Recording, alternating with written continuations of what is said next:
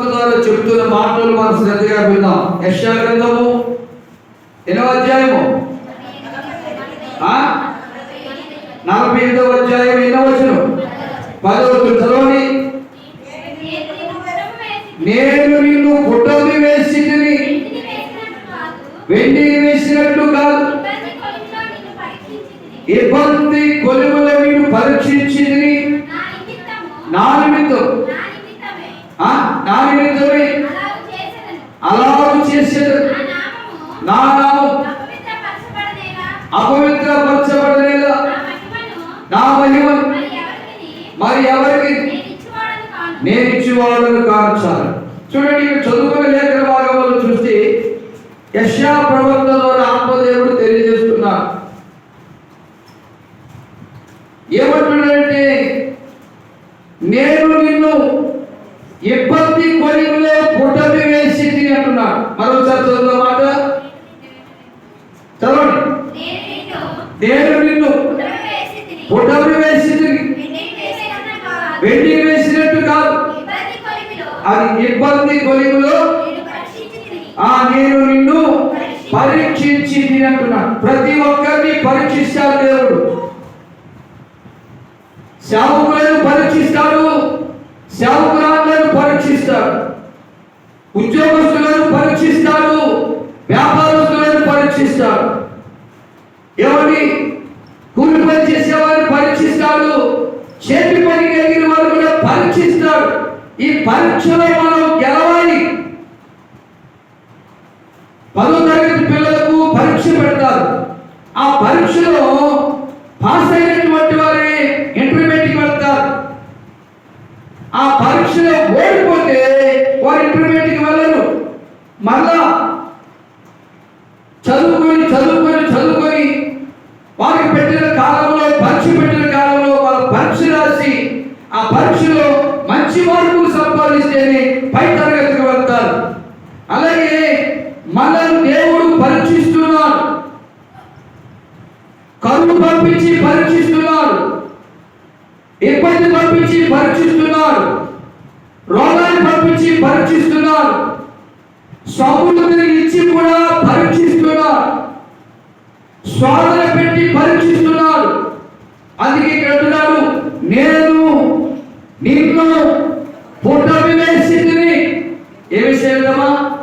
పుటమి వేసితిని, వెండిని అగ్నిలో పుటమి వేసినట్టు కాదు, కానీ ఇబ్బంది కొలిమిలో పుటమి వేసితిని. ఇబ్బంది కొలిమి, ఏ కొలిమట? ఇబ్బంది. ఎంత ప్రార్థన చేసినా ఈ ఇబ్బంది ఏంటండి అనేవాళ్ళు కొంతమంది ఉన్నారు. ఎంతమంది దైవజనులు వచ్చి ప్రార్థన చేసినా ఈ ఇబ్బందులు ఏంటండి అనేవాళ్ళు చాలా మంది ఉన్నారు. దేవుడికి ఎంత ఇచ్చినా కానీ మాకేంటండి ఇబ్బందులు, ఏ విషయంలో తప్పిపోలేదే. ప్రథమ పద విషయంలో కరెక్ట్గా ఇచ్చాము, 10వ వంతు విషయంలో కరెక్ట్గా ఇచ్చాము. భూపట్టణం వచ్చిన 10 బస్తాల మాకు గద్దెలు వస్తే ఒక బస్తా గద్దెలు పట్టుకెళ్ళి 10వ వంతు ఇచ్చాము. మా ఇంట్లో కూరగాయలు కాసిన ప్రథమ భాగం తీసుకొచ్చి సేవకులకు ఇచ్చాము. కోడి గుడ్డి పెడితే మొదటి గుడ్డి తీసుకొచ్చి సేవకులకు ఇచ్చాము. ఇంత చేశాము, ఇంత నిష్ఠగా ఉన్నాము. మాకు లోన్ వస్తే లోను దేవుడే ఇప్పించాడని అందులో 10వ వంతు సేవకుల గురించి ప్రార్థన చేర్చుకున్నాము. ఇంత కరెక్ట్గా ఉన్నాము. అయినా కానీ ఏమిటండి మాకు ఇబ్బందులు? ఇంత ధైర్యంగా ఉన్నా ఏ బుధవారం పగలు ఉపవాస ప్రార్థన మానలేదు, ఏ బుధవారం కృపాక్షేమాల ప్రార్థన మానలేదు, ఏ శనివారం విజ్ఞాపన ప్రార్థన మానలేదు, ఏ ఆదివారం ఎన్ని పనులున్నా పనులు పక్కన పెట్టి ఆదివారం ప్రార్థన కూడా మానలేదు. అయినా కానీ ఏమిటండి ఇబ్బందులు, ఏమిటండి కరువులు, ఏమిటండి ఈ కొరతలు అని పరిశీలించే వారు చాలా మంది ఉన్నారు. అట్టి వారికి దేవుడు ఒక జవాబిస్తున్నాడు, నేను మిమ్మును పుటమి వేసితిని. మనమగారు అనుకుంటుంది చిన్నప్పటి నుంచి ప్రార్థన చిన్నప్పటి నుంచి భక్తినండి, చిన్నప్పటి నుంచి ఈ శ్రమలేనండి. నాకు పెళ్ళైన కానించి శ్రమలే, పెళ్ళైన కానించి శ్రమలే, ఇప్పటి వరకు శ్రమలు పోలేదు. దేవుడైనా నా మీద కనికరం చూపట్టేదండి. మా ఆయన నా మీద కనికరం చూపకపోయినా చూపకపోవచ్చు. మా కన్న పిల్లలైనా నా మీద కనికరం చూపకపోయినా చూపకుండా ఉండవచ్చు. మా బంధువులైనా మా కులస్తులైనా దయా కనికరం లేకుండా ఉండవచ్చు. కానీ దేవుడికి కూడా నా మీద కనికరం లేదని చెప్పుకునే వారు చాలా మంది ఉన్నారు. ఎంతకాలం అండి? ఊరేమో పొమ్మంటుంది, గాలి రమ్మంటుంది, అంత వయసు వచ్చేసింది, ఇంకా శ్రమలే, ఇంకా శ్రమలే, ఇలా చెప్పుకునే వాళ్ళు ఉన్నారు. కానీ అలాంటి వారికి ఆదరణ కలిగే మాట ఏమిటంటే, నేనే మిమ్మల్ని ఇబ్బంది కొలిలో పుట్టమి వేసి దేవుడికి స్తోత్రం. బంగారమును ఆ అగ్నిలో కాల్చకపోతే దానికి ఏమైనా విలువఉంటుందా? దానికి ఏమైనా ఒక వైభవం వస్తుందా? రాదు. ఆ వెండి కూడా అంతే. ఆ వెండిని పొడుగు వేసి ఆ కంసాలి వాడు దాన్ని ఒక పాత్ర చేస్తాడు, ఆ పాత్రకు విలువ వస్తుంది. అలాగే నిన్ను నన్ను మనలను జీవగలిగిన దేవుడు ఇబ్బంది అనే కొలువులో పొట్టలు వేస్తున్నారు. దేవుడికి స్తోత్రం. అంటే పరీక్ష పెట్టారు.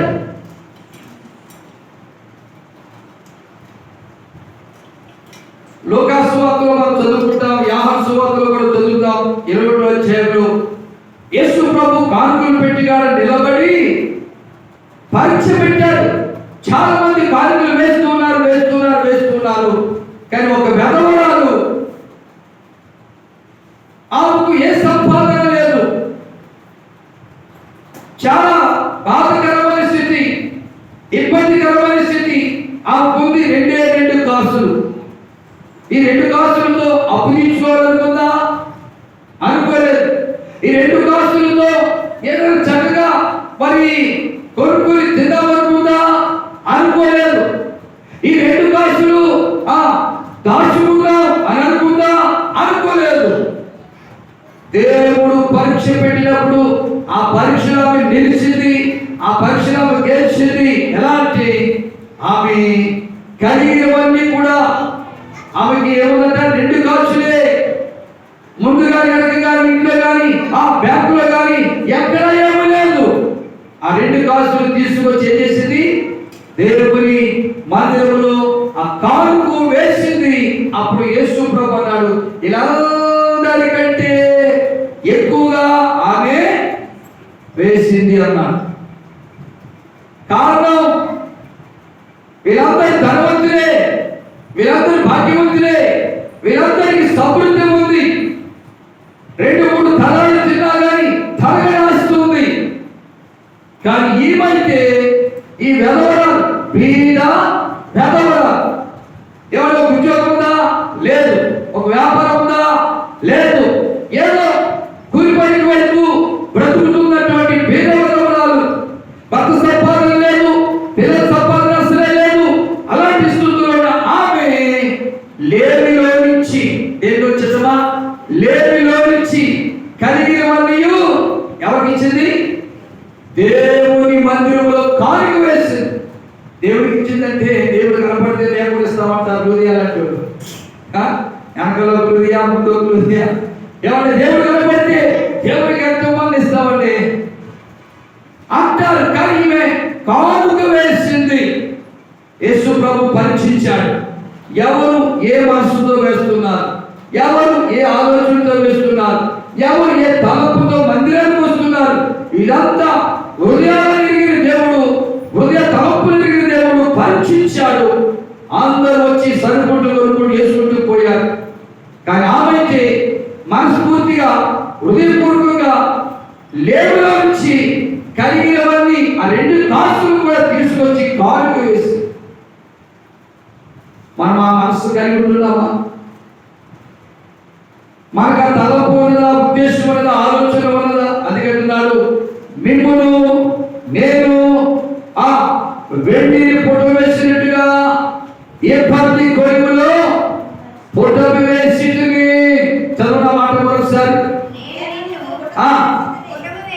నేను నిన్ను